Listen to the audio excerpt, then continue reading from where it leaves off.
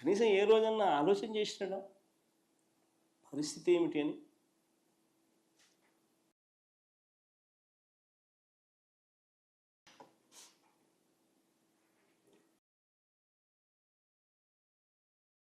ఇలాంటి విపత్కర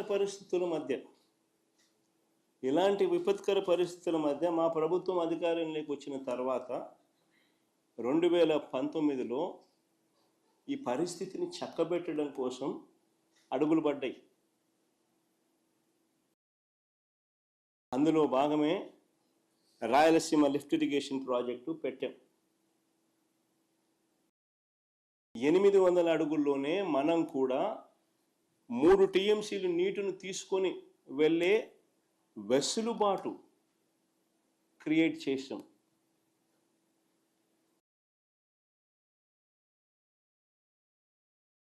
మనం కూడా 800 అడుగుల్లో 3 టీఎంసీల రోజుకు 3 టీఎంసీల కెపాసిటీ నీటిని తీసుకెళ్లే వెసులుబాటును మనం కూడా రాయలసీమ లిఫ్ట్ ద్వారా క్రియేట్ చేసే కార్యక్రమానికి శ్రీకారం చుట్టాం. దాదాపుగా 1000 కోట్లు ఖర్చు పెట్టి పనులు కూడా చకచక పనులు కూడా జరిగాయి.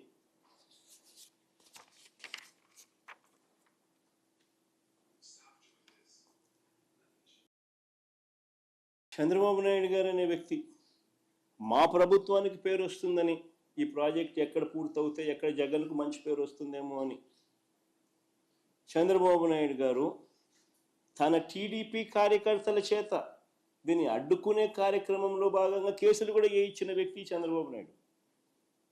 తెలుగుదేశం పార్టీ కార్యకర్తలు తెప్పించినాడు. అది తెలంగాణ నుంచి వాళ్ళు ఏపీలా చంద్రబాబు నాయుడు వేయించినాడు. ఆయన తెలుగుదేశం కార్యకర్తలు. ఎంత దుర్మార్గుడో ఈ మనిషి చూడండి. అయినా సరే రాయలసీమ దిగువన నెల్లూరు ఈ రైతులకు మేలు చేయడం కోసం తాగునీటి అవసరాలను దృష్టిలో పెట్టుకొని ప్రాజెక్టును ముందుకు కదిలించాం, ముందుకు కొనసాగించాం. ప్రభుత్వం మారిన తర్వాత దురదృష్టవశాత్తు నిజంగా ఈ ప్రాంతపు రైతన్నల దురదృష్టం ఏమిటి అంటే మా ప్రభుత్వం రాకపోవడం. మళ్ళీ ప్రభుత్వం మారిన తర్వాత ఈ ప్రాజెక్టుకు మళ్ళీ చంద్రగ్రహణం పట్టింది. రహస్య ఒప్పందం చేసుకుని రాష్ట్రానికి రాయలసీమకు తీరని అన్యాయం చేశాడు చంద్రబాబు నాయుడు. కేవలం జగన్కి ఎక్కడ క్రెడిట్ వస్తుందో అని చెప్పి.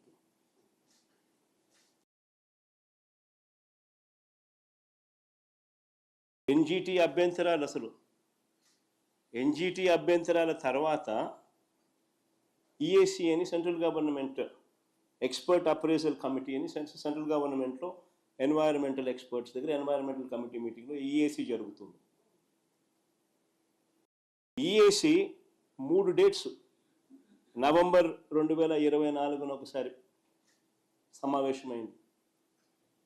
జనవరి మళ్ళీ 2 నెలల తర్వాత జనవరి 2025లో మళ్ళీ సమావేశమైంది. మళ్ళీ మూడోసారి ఫిబ్రవరి 27, 2025 సమావేశమైంది. 3 సార్లు మీటింగ్ పెడితే చంద్రబాబు నాయుడు గారు రాష్ట్ర ప్రభుత్వం తరఫున కనీసం నోరు మెదపలేదు. దగ్గరుండి రాయలసీమ లిఫ్ట్ను కూని చేశాడు ఈ పెద్ద మనిషి. డిఫెండ్ చేయాల్సిన ఈ ప్రాజెక్టును డిఫెండ్ చేయకపోగా కూని చేశాడు ఈ పెద్ద మనిషి చంద్రబాబు నాయుడు, నోరు మెదపకోకుండా వదిలేయడంతో. డేట్ల మీద డేట్లు ఇచ్చి స్టేట్ గవర్నమెంట్ ఆసక్తి చూపకపోవడంతో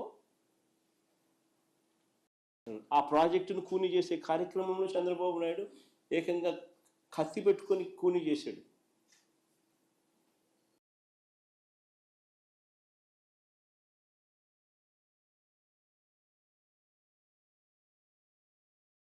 చంద్రబాబు నాయుడు గారు అసలు ఈ ప్రాజెక్టే వేస్ట్ అన్నట్టుగా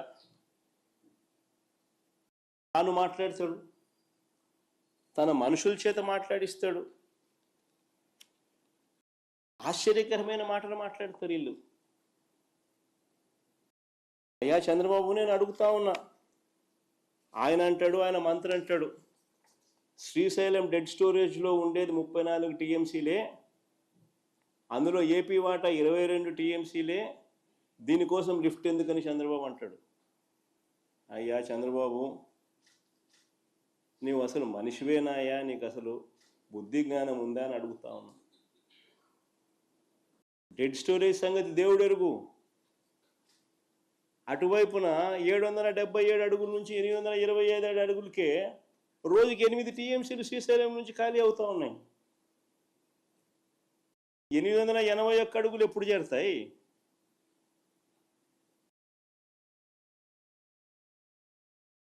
ఆ తర్వాత పోతిరెడ్డిపాడు నుంచి నీళ్ళు ఎప్పుడు కిందికి వస్తాయి? ఈ ప్రాజెక్టు ఉండడం వల్ల నీకు 800 అడుగుల్లోనే నువ్వు కూడా 3 టీఎంసీలు డ్రా చేసుకునే కెపాసిటీ, ఒక ఇన్సూరెన్స్ నీకు ఉంటుంది. ఈ మాత్రం కూడా జ్ఞానం లేదు పెద్ద మనిషికి. ఇంకా చంద్రబాబు నాయుడు గారు ఇంకా ప్రాజెక్టును ఇంకా కన్ఫ్యూజన్ క్రియేట్ చేయాలనే ఉద్దేశంతో ఈ పెద్ద మనిషి చంద్రబాబు నాయుడు గారు రాష్ట్ర ప్రయోజనాలను, కరువు పీడిత రాయలసీమ నెల్లూరు ప్రయోజనాలను చులకన చేసి కూడా మాట్లాడుతూ ఉన్నారు. ఆ లిఫ్ట్లో ఆ స్టెబిలైజింగ్ రిజర్వాయర్లు అంటాడు. స్వామి రిజర్వాయర్లు కాదు స్వామి కట్టిందాడా, స్టెబిలైజింగ్ రిజర్వాయర్లు. అవి కట్టకపోతే కుప్పంకు, చిత్తూరు జిల్లాకు తాగునీళ్ళు కూడా పోవు.